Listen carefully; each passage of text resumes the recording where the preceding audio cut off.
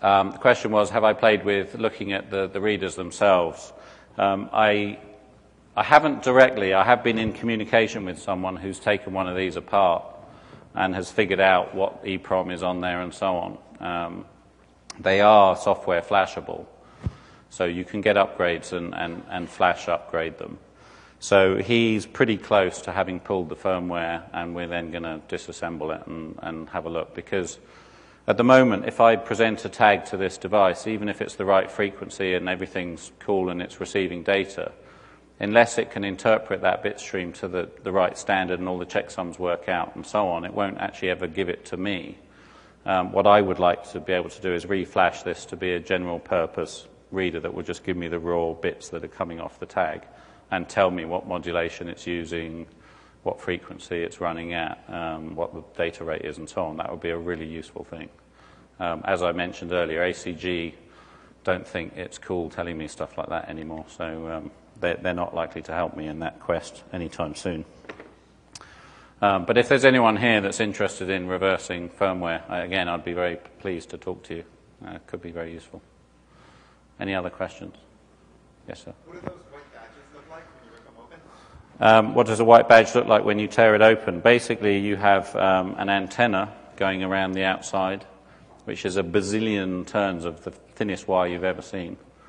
There's a little chip and a condenser, and basically the condenser is storing the energy long enough, capacitor is storing the energy long enough to be able to operate the chip and do stuff. Those are the really common ones, aren't they? This is, well, the question was, is this a very common tag? The appearance of this tag is just known as a clamshell. There are a million different formats of tag that actually use the same physical standard, so you can't tell just by looking at it. There's an HID tag that looks like this. There's a Q5 high tag. In fact, if you go to my website, the RF Idiot site, rfidiot.org, there's a tag gallery there where I've got pictures of all the tags I see. And if you look at the Q5s, you see you can buy a Q5 in pretty much any format you want. So if you see a tag that looks like this that you want to clone, you could actually probably go and buy a Q5 that looks like this. So your clone will look identical to the original. Question is, are my Python scripts up there? Yes, RF Idiot is a tarball which you can download. Everything is on there. It's a central library with a bunch of test tools that you can do stuff like this with. I've renamed one of the tools for public consumption, which you can probably... Any other questions? Yes, sir. Can a Q5 be used to clone any type of tag? No, there are limitations. I was hoping I could clone an HID tag with a Q5 because in theory it should be possible. The problem is it doesn't have enough bit storage.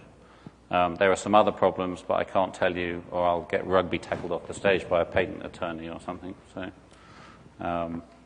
So yeah, there are limitations. As long as the tag's using those parameters, then you could set the parameters.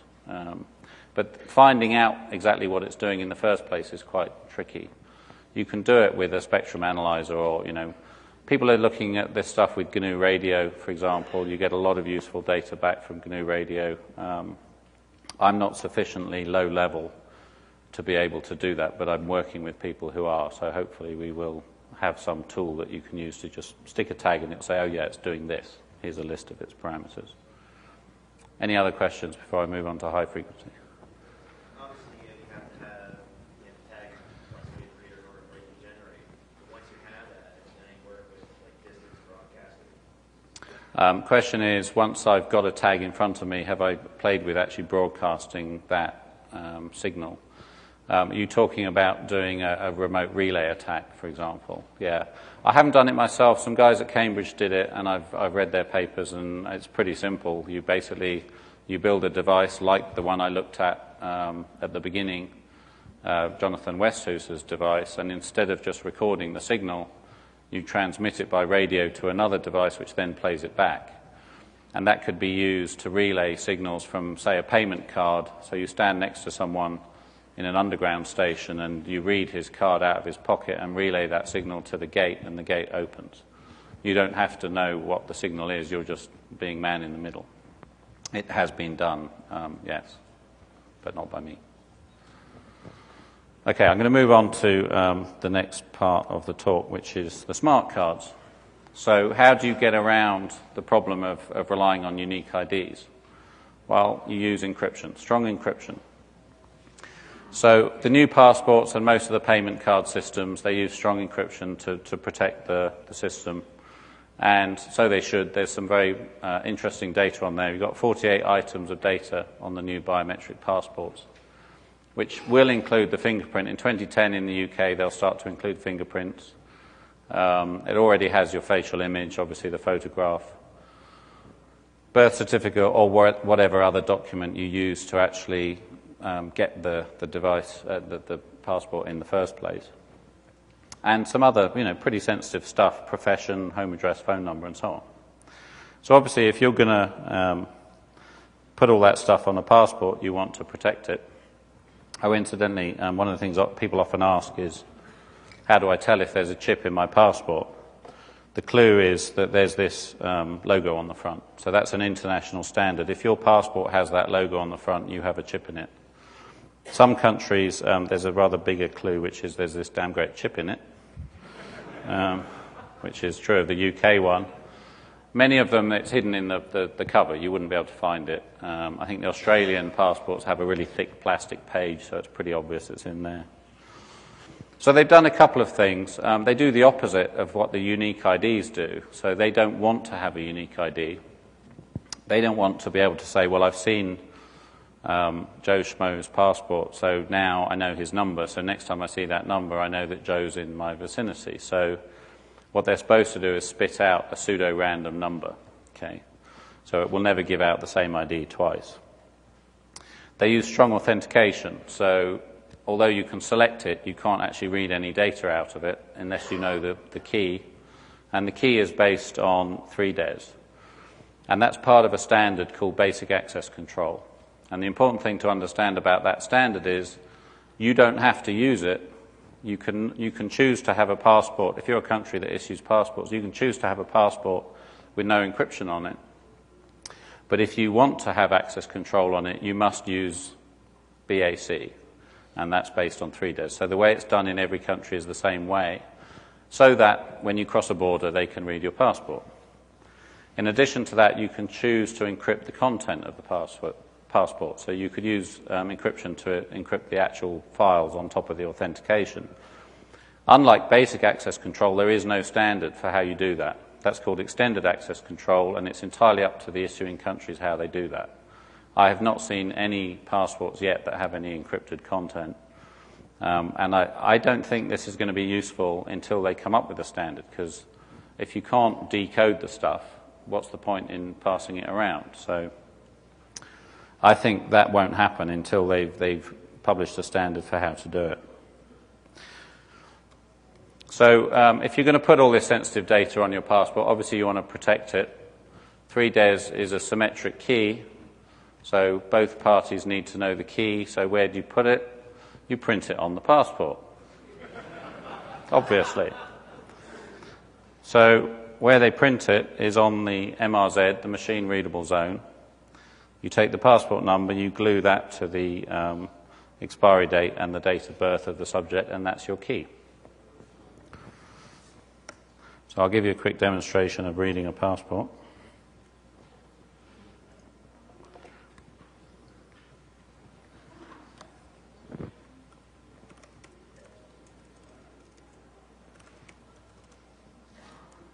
Just have to reset my speed because the passport reader goes a bit faster.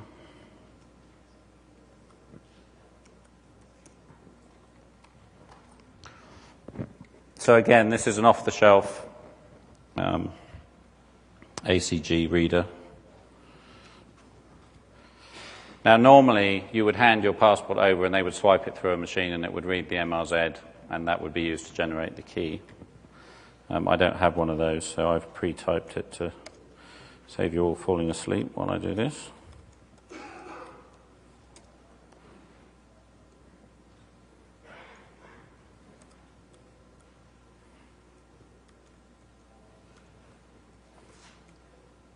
So I'm going to tell it, this is the machine readable zone, try and read this passport.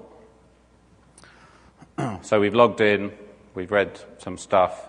We're now reading one of the biometric files which contains the image, and that will then display once that's finished.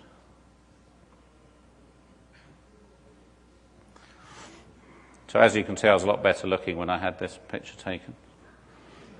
Actually, this is my son's passport. He's not allowed to travel when I'm speaking. So, it starts to get complicated. On this trip, he was in Estonia last week, and so I arranged to meet him at Gatwick Airport, and he was really pleased. He said, "Oh, that's so cool, you're coming to meet me." And I'm like, yeah, I'll meet you there. You're coming in at 8, I'm flying out at 10, no problem, we'll have a coffee. And so he lands, and I meet him, and I'm like, "See your passport a sec?"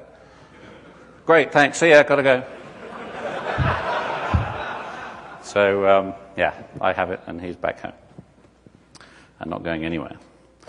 So as you can see, we've got a picture. We've got not just a picture of the subject, we've got the actual picture that the authorities expect to see in his documentation. So if I was going to produce a fake passport, I've got everything I need there to do it.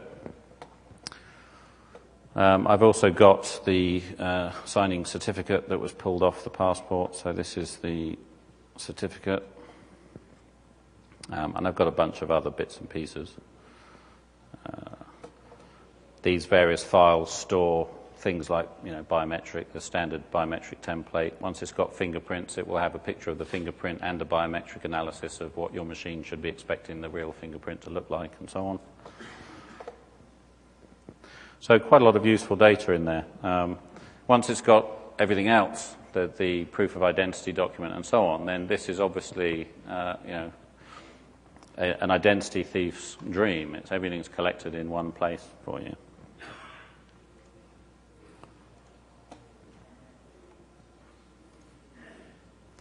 So one of the questions I often get asked is, okay, so you can read the stuff off the passport.